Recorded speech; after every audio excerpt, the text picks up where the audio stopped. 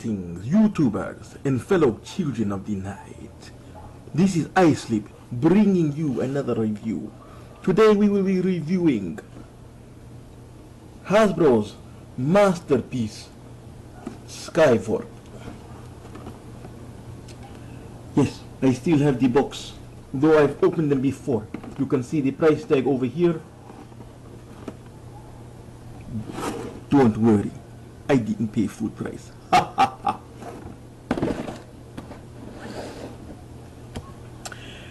So, let's get on with the review.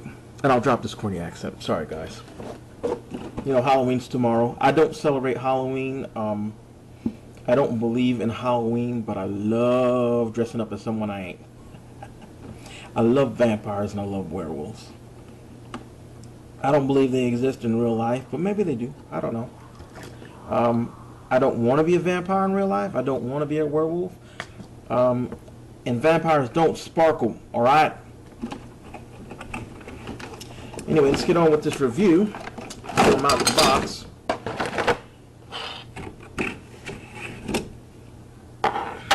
Alright. You get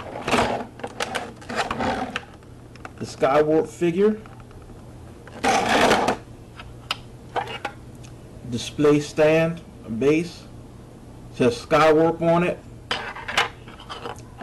I went from one accent to another. Oh, great. Anyway, so you get this also. This is the stand for the robot and the plane, so that you can have them displayed. Stand? Arm. I think it's an arm. So you can have them displayed on your shelf for wherever it is you decide to display it. In robot mode, you would put the base like this. Stick the robot over here. There's a little peg on the back that slides into this hole right here. I hope you can understand me clearly. It's kind of hard to talk with fangs on. Some of y'all saying, take them off, man. What's wrong with you? Nah. I went through all this hassle. I ain't taking them off. Anyway, so you've got the display stand. It's got a nice little Decepticon insignia right here. Again, it says Skywarp right there. You'll notice there are two peg holes right here. And that is so you can store either the... Well, I don't know if they're called null rays. Null ray blasters. I know Starscream has null ray blasters, but whatever. You can take his blaster things and put them here, or you can take the missiles. Give me a second. You can take the missiles that would, I guess, would be accurate to the actual plane model. Take these missiles and you can plug them in here when you're not using them. I have a thing where I have to try to use everything at once. So when I have in either mode, I usually have all the pieces together. Also underneath here, I don't know if you can see it. Over here, there's a little clip. It plugs in here. This clip actually goes onto the underside of your Masterpiece Seeker when he's in plane mode. The little Megatron that comes with Masterpiece Optimus or any of those Masterpiece Optimus molds, you can take them and have it on the underside of the Seeker, like he did with Starscream in so many of the G1 episodes. Anyway, I use this clip to store the little uncolored black Dr. Arkville that originally came with the original Starscream Masterpiece. It's a little black figure. It's got some really nice detailing, but you can't see it because my camera sucks. Let's see. No, you can't see it, and it's all black. So, but there's a lot of molded in detail on this little guy. He fits into. Whoops. It's embarrassing. I didn't get. This is completely unplanned. I just thought about reviewing this guy about a few minutes ago.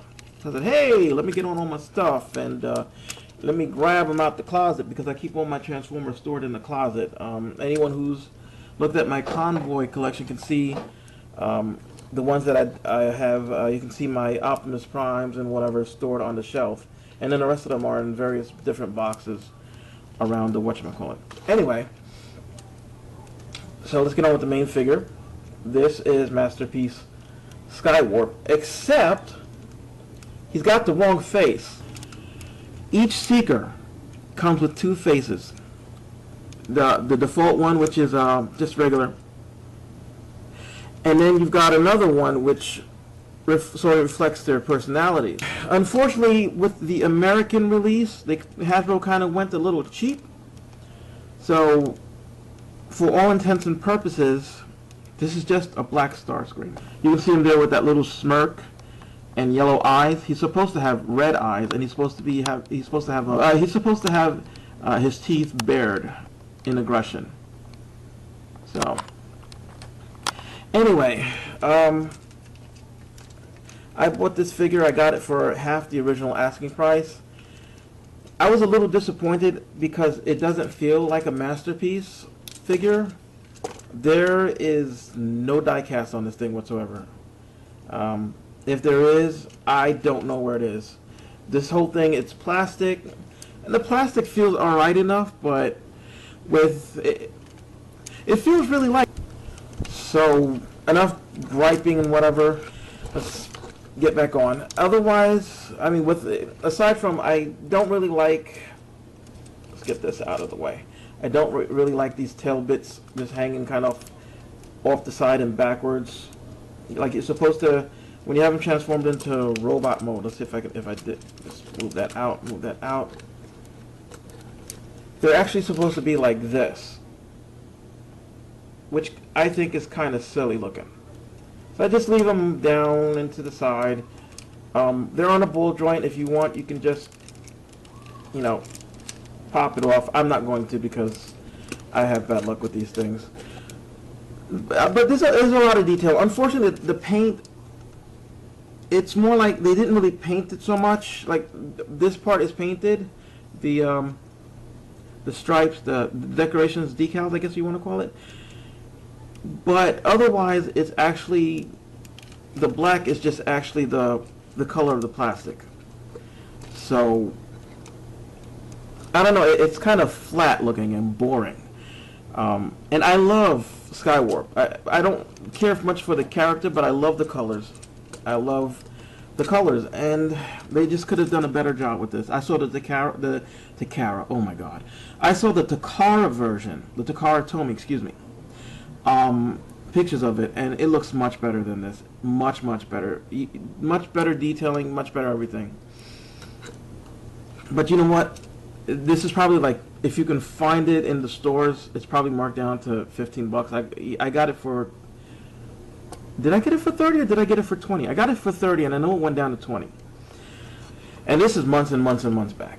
Anyway, so gimmicks in this mode, you can lift these up and you've got little Macross missile pod like things here. Let's see, what other gimmicks does he have in this mode?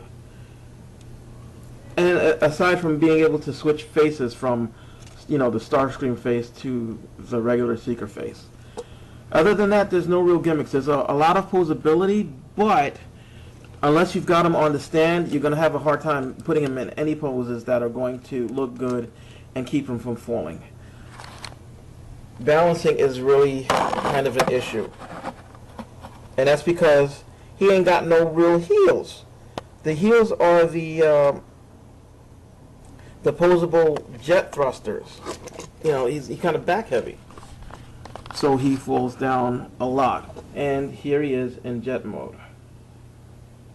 Now it's a really beautiful jet.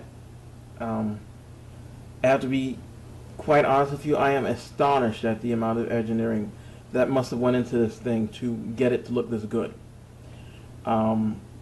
Unfortunately, it doesn't all fit together well. You can look right here. This part never really stays together unless you... Oh, it never really stays together. You can look under, and I don't know how well you can see it. I'll try to get the light on it. But you can see that parts over here aren't completely compacted. I don't know if you can see it here, but like right there. This is, you can see it's raised up here. It's not supposed to be like that. Anyway, the cockpit opens, and you can take your little Dr. Arkville, stick him in the pilot seat right here. This fits pretty well.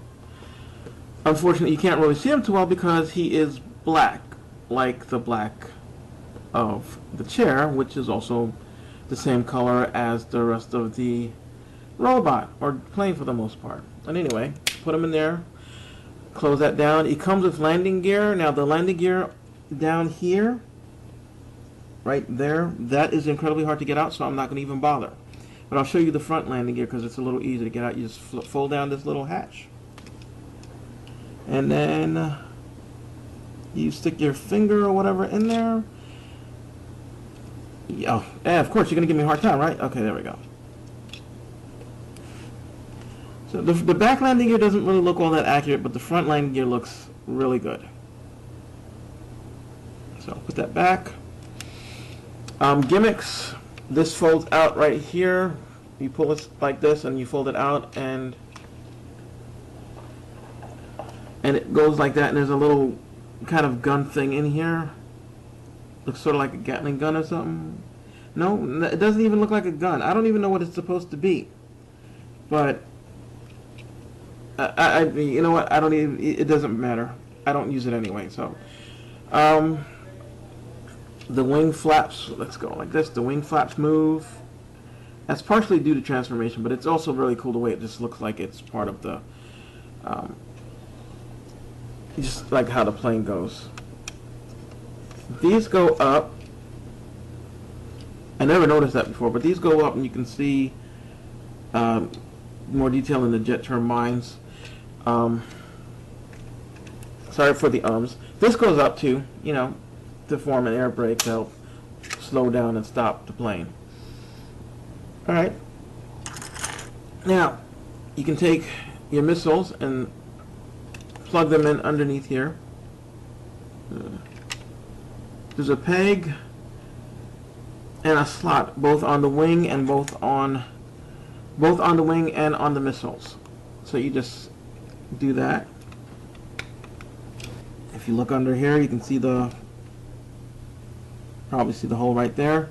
Just take this and plug that in there, and then pretend this is MP Megatron, and you just take him and you stick him like that, and he would be flying while holding Megatron. And last but not least, we go to the stand, which is now in this configuration. You'll see hopefully you can see this, there's a slot right there. And then there's a tab sticking out, and it's kind of a little hook. And what you have to do is you have to get this to go into the hole, and then the hook hooks into that little space right there. So let's see if I can do it in one take. Go like that. And there you have them on the stand for display. Alright, so this has been iSlip. The podcast is up. Check it out. And have a safe and happy Halloween.